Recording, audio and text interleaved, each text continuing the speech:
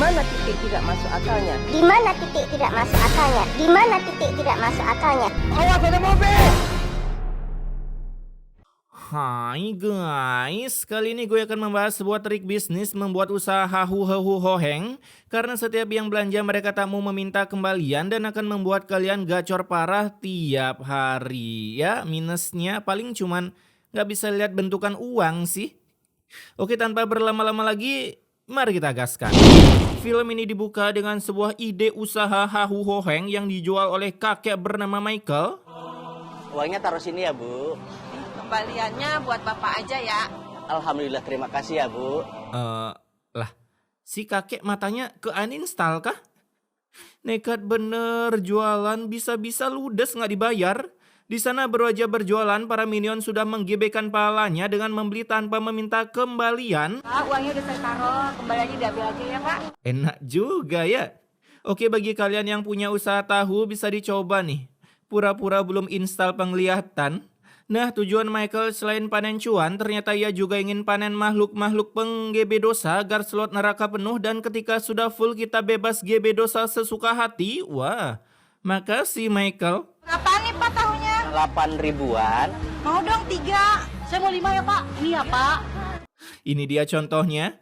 Kebiasaan waktu sekolah ngambil gorengan 3 bayar 1 ya gini. Beli tahu 5 ngasih uang 10 ribuan. Kembaliannya seperti biasa ya untuk Bapak. Bapaknya lah kembalian, itu aja minus. Selesai berburu cuan, kini saatnya Michael berburu pahala dengan bersedekah untuk kota amal masjid. Merek tasnya serem cuy, pakai dicoret segala.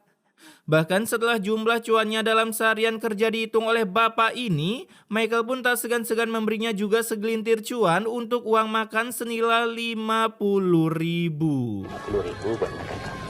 Ambil ya, Pak. Gak malu bang? Tubuh masih sempurna malah menerima pemberian dari orang yang kekurangan. Itu pun kita nggak tahu dia cukup atau enggak buat sekarang. Kala itu sepulangnya dari masjid, Michael pun udah ditunggu oleh cucu anak beserta menantunya bernama Wawan, istrinya JJ dan cucunya, yaelah dia lagi.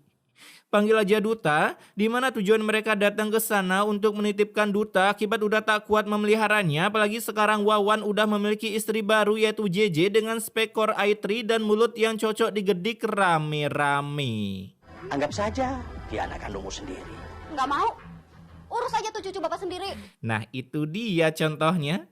Dikasih anak udah gede tinggal ngelanjutin doang susah amat dah. Di sana duta pun harus rela ditinggal oleh kedua orang tuanya.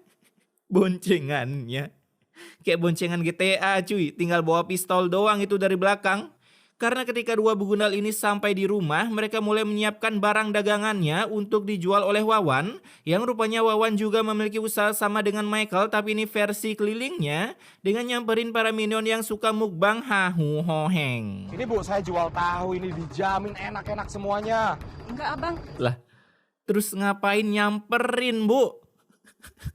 Kala itu mendengar para minion menolak tahu buatan Wawan, ia pun jadi emosi melihat kelakuan Michael yang udah nge-cheat customer langganan untuk dirinya sendiri. Sehingga saat pulang ia langsung mengkonsultasikan ke istrinya tutorial cara menghancurkan usaha bapak sendiri. Orang tua sendiri pun diiriin. Di sisi lain saat Michael berjualan, ia pun sudah diserbu oleh emak-emak pemburu pala dengan cara tak meminta kembalian. Ini uangnya 30 ribu. Oh, duitnya. Ini duit ya Pak. Sisanya buat Bapak. Uangnya lebihnya buat Bapak ya.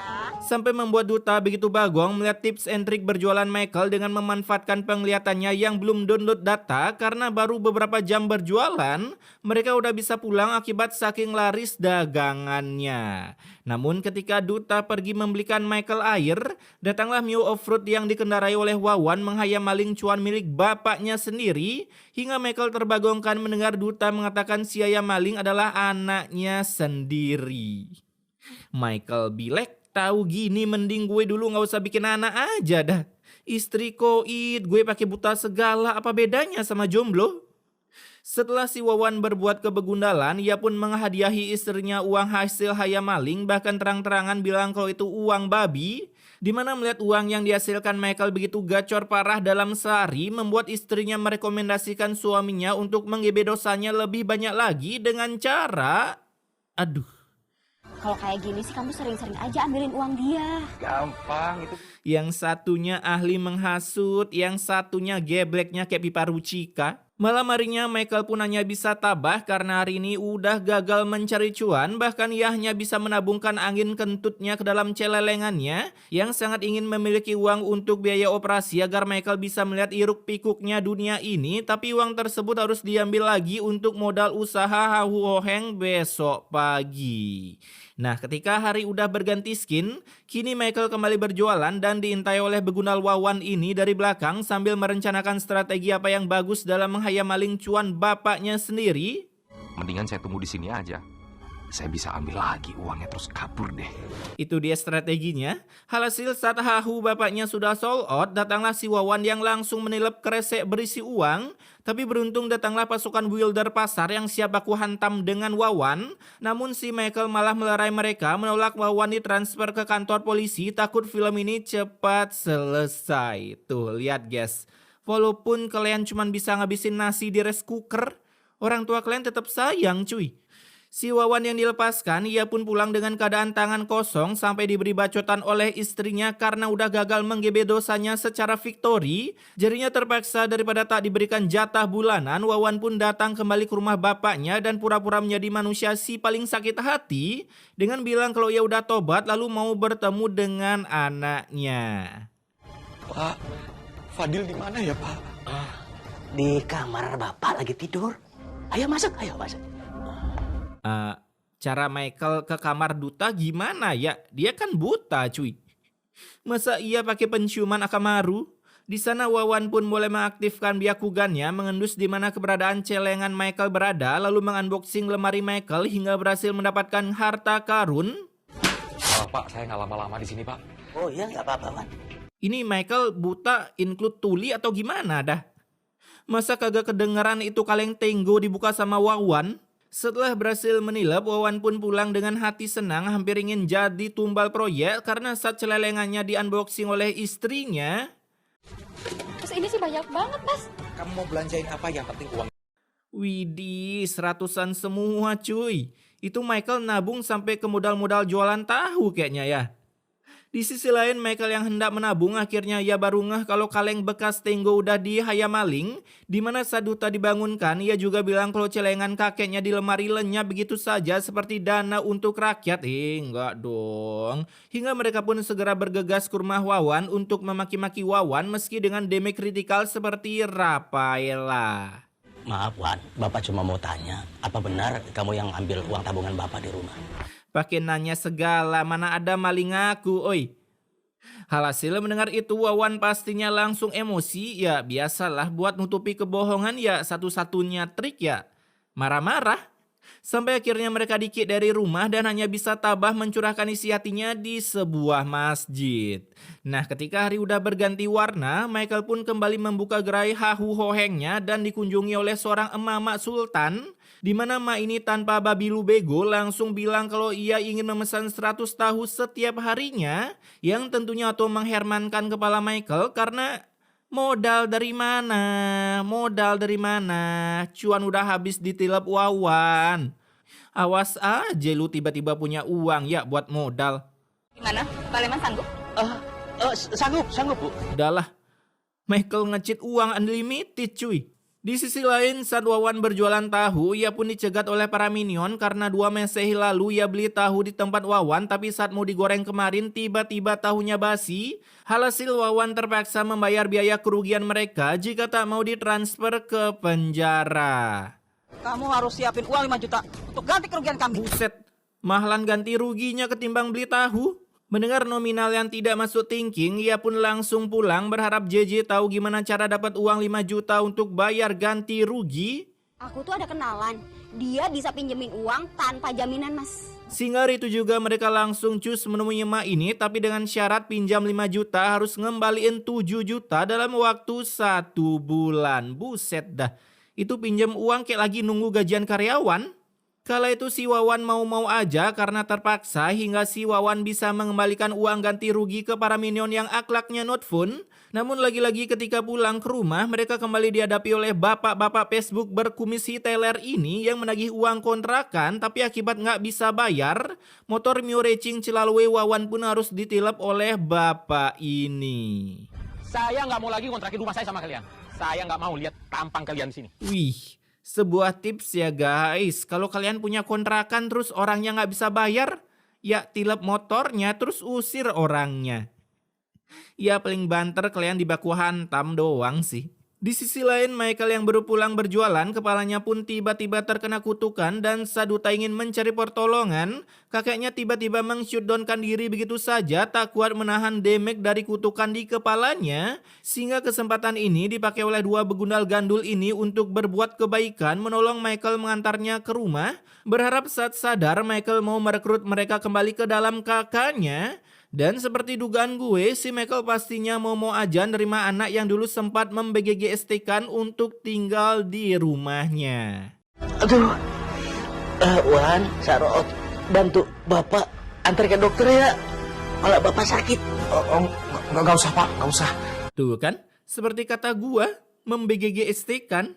Keesokan harinya karena si Michael sakit, customer langganannya pun terbagongkan melihat kios Michael tutup, ya panggil aja ibu ini Lita. Di sana ia pun bertemu dengan Wawan dan bilang kalau Michael sedang sakit, hampir mewastet jika tak mau dibawa ke rumah sakit. Sehingga Lita pun memberikan Wawan segelintir cuannya untuk membawa Michael ke homesick supaya bisa berjualan hahu hoheng lagi. Oh, mana mungkin.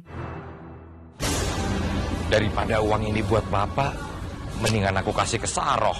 Laki-laki unlimited edition cuy.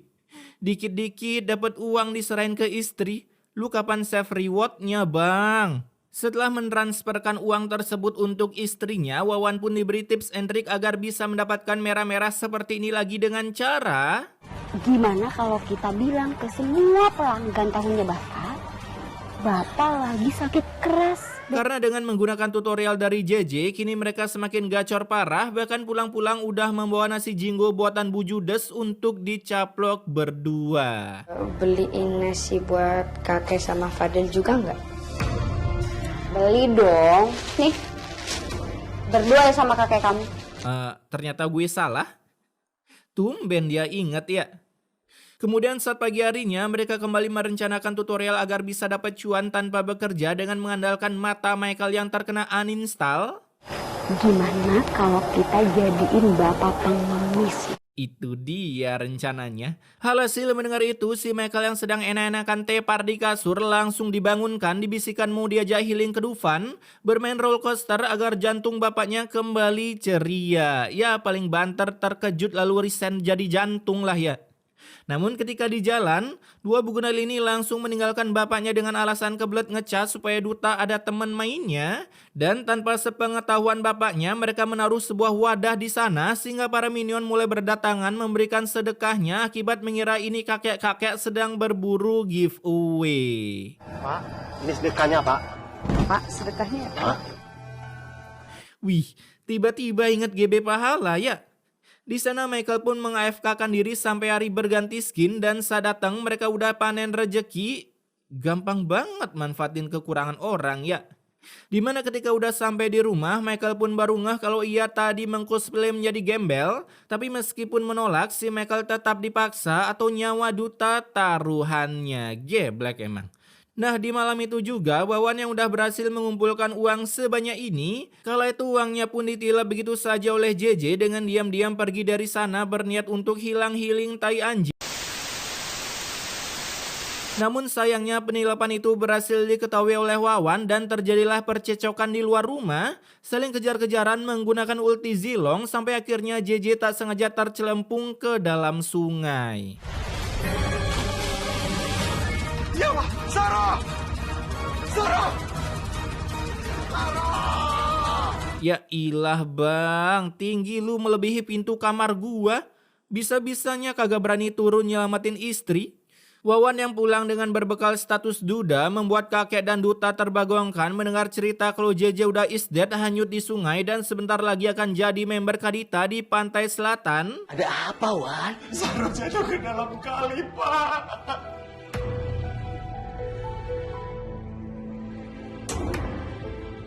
Duta bilek anjay, gue kagak punya mak lagi cuy, nasib. Pagi harinya saat member mancing mania, mantap. Hendak memancing, ia pun menemukan woman yaitu JJ tepar lemas begitu saja di pinggiran sungai.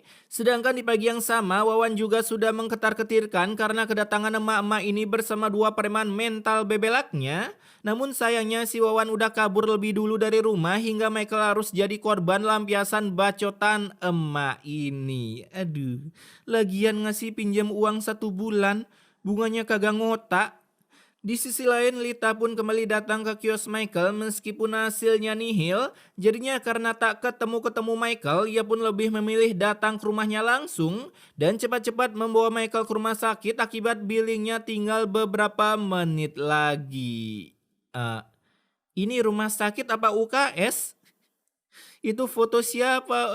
Sejak kapan rumah sakit majang foto wajah orang? Kala itu dokter kematian kesayangan kita pun memvonis Michael telah terkena migrain stadium akhir. Alhamdulillah. Gelap. Tapi setelah diberikan obat manjur oleh dokter kematian, Michael pun jadi tak perlu diucapkan saya sudah berusaha semaksimal mungkin. Karena di hari itu juga ia sudah bisa berjualan kembali di pasar, berjualan hahu hoheng. Nah, beberapa hari pun berlalu, si Wawan yang sedang jadi bolang aka bocah luntang lantung, ia pun akhirnya berhasil dicegat oleh emak ini. Sampai terjadilah kejar-kejaran dan Wawan terseleding sebuah pohon tak bersalah hingga akhirnya ia bisa ditangkap. Mamam tuh, tahu gitu mending pinjol aja lah kagak disamperin. Tapi lebih baik nggak usah ngutang sih. Kemudian setelah 1 tahun berlalu di mana baliho-baliho sudah tak meramaikan ruas jalan, cuaks. Akhirnya tabungan Michael pun sudah cukup untuk melakukan penginstalan mata. Di mana hari itu juga Michael menyerahkan uangnya ke Pak Dokter ini sehingga hasilnya mata Michael akhirnya bisa digunakan. Setelah sekian puluhan tahun tak bisa melihat hiruk pikuknya negeri ini. Aduh, Michael pasti nyesel sih. Nah sekarang boleh membuka matanya lagi pelan-pelan. Lah, cucu gua ternyata Abdul. Mirip kali cuy. Selesai operasi mata, kini Michael membuat syukuran atas diinstalnya mata Michael. Dan acara itu berjalan lancar tanpa kehadiran Wawan yang sudah hilang di telan bumi. Lalu selesainya acara, kini Michael melangkah ke depan dan AFK di depan kameramen untuk difoto digunakan sebagai foto ketika suatu saat dirinya nyalek. Udah tepat banget itu posenya, kurang tangannya doang sih. Oke, pesan immortality-nya di sini, terkadang kita bisa memanfaatkan kekurangan kita menjadi sebuah kelebihan. Contohnya seperti Michael yang berjualan tahu meskipun buta, tapi di tengah kebutaan itu ia membuat para warga jadi kasihan sehingga setiap belanja mereka tak meminta kembalian. Jadi intinya nikmatilah setiap kekurangan yang kamu miliki karena yakin Tuhan tak mungkin memberimu sebuah ujian melebihi kemampuanmu dalam mengatasinya. Zik, Sia Wisnu, stay wak-wak guys.